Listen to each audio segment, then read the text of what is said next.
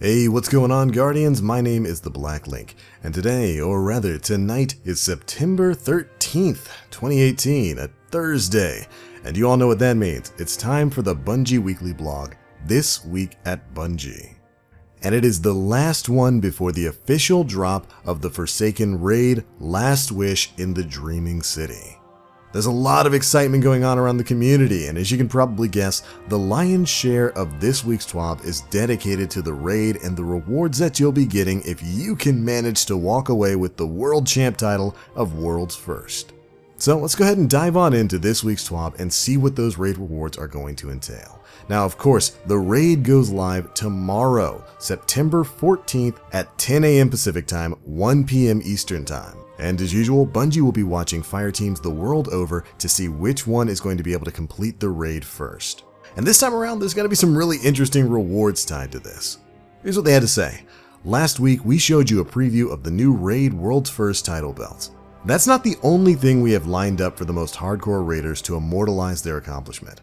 The World First team is also guaranteed to all receive the 1000 Voices exotic, which is a rare drop from the final encounter. Now, this on its own is huge news. Basically, the fire team that is able to complete the raid first in the world, every member of that fire team is going to be getting the 1000 Voices exotic fusion rifle to drop.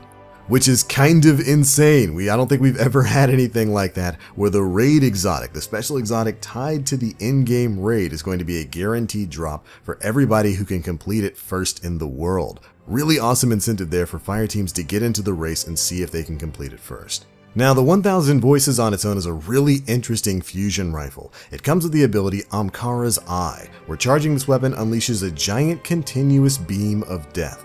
It's also got the special trait Unforeseen Repercussions, where this weapon's beam superheats its targets upon impact, causing delayed explosions. Yes, this is the fusion rifle you got to see, where you can kind of draw out symbols and shapes and then they'll later on detonate for massive damage.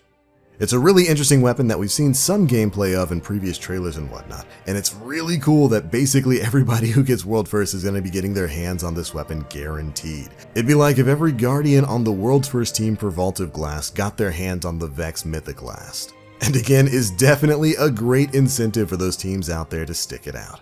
By the way, this isn't the only reward that those of you who clear the raid in a timely manner are going to be getting. In addition to the extra rewards for the World's First team, any player who beats the raid within the first 24 hours will receive the exclusive Wish Ascended emblem.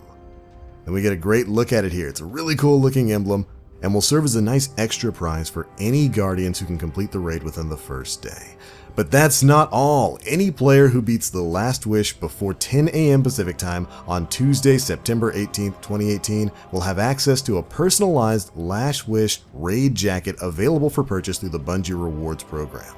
That's right, you're going to get some exclusive real-life merch, and any players who would like to participate in this offer will need to make sure that they complete the raid, claim the in-game triumph, and then claim the code on the Bungie Rewards page before the weekly reset. It will basically be the same process that you might have taken last week if you took advantage of the Forsaken soundtrack, getting that free on the Bungie Rewards program. And I have to say, this is absolutely crazy. It's like the Moments of Triumph t-shirt that you can get for completing that. Any team that is able to complete the Last Wish before next Tuesday, September 18th, 2018, is going to have access to this jacket. It'll come with a Last Wish tag, some emblems, and your own player name emblazoned on the side. Definitely an awesome reward for those Guardians out there who are able to clear the raid before Tuesday's reset.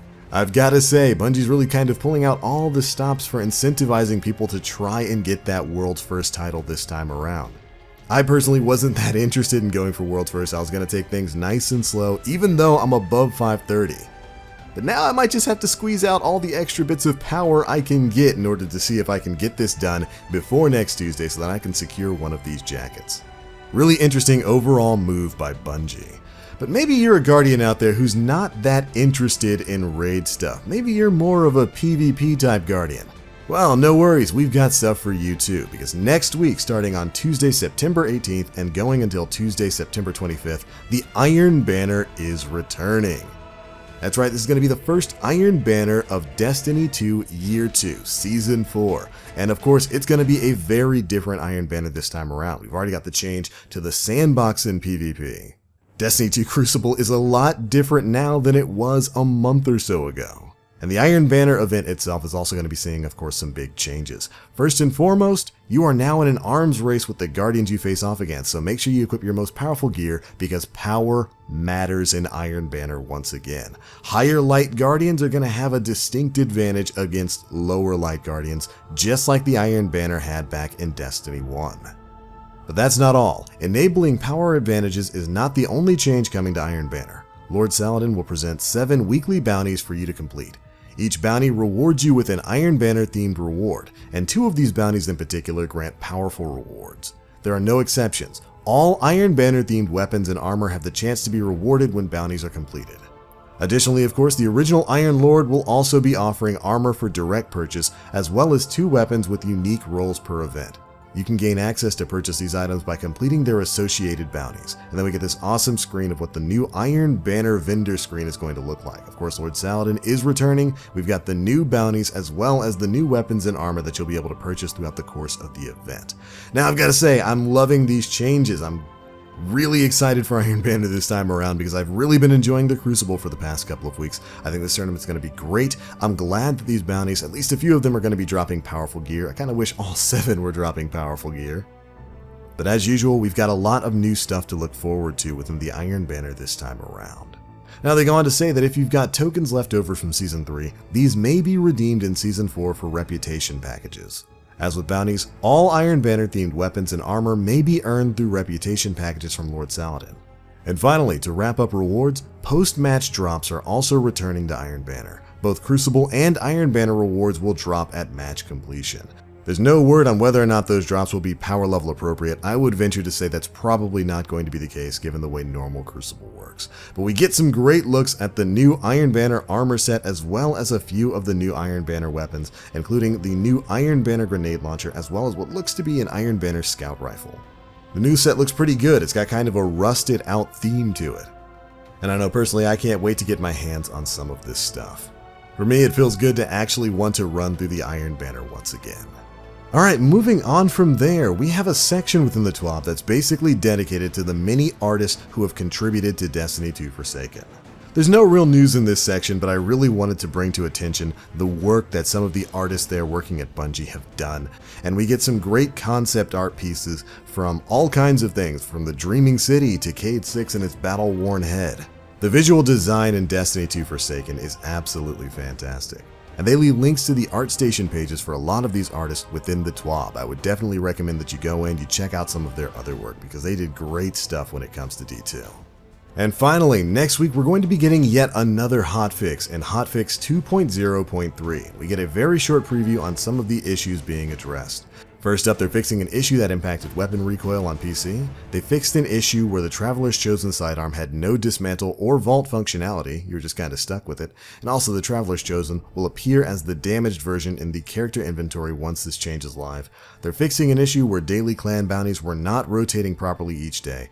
And finally, in hotfix 2.0.3, players may be given the option to reconnect to competitive matches when encountering errors that remove them to the login screen. Those are just a few of the big changes that'll be dropping in hotfix 2.0.3 next week. Alright Guardians, that's pretty much it for the biggest bits of news within this week's issue of the Bungie Weekly blog, This Week at Bungie. Again, it's almost all about the raid going live tomorrow. Make sure you're staying tuned to the Twitch channels, the YouTube channels, and all that kind of stuff, because everybody's going to be trying to get that world's first, to get their hands on the 1,000 voices, those exclusive emblems, and of course, that exclusive jacket. It's going to be a really interesting day tomorrow, so make sure you're staying tuned right here to the channel where we will be having guide videos and coverage coming up, covering the Last Wish raid, the bosses, of course the mechanics and all that kind of stuff to help you get your raid completion done before next Tuesday as well. But alright Guardians, that is going to be it for this one. Thank you so much for tuning in. I hope you Guardians are raid ready coming tomorrow. It's going to be a really interesting ride. But I'm out for now. If you enjoyed the video, feel free to drop a like, make sure you subscribe and hit that notification bell to stay up to date with all the latest stuff we're putting out. But this is it for me. As always, I am TheBlackLink. You Guardians, stay frosty.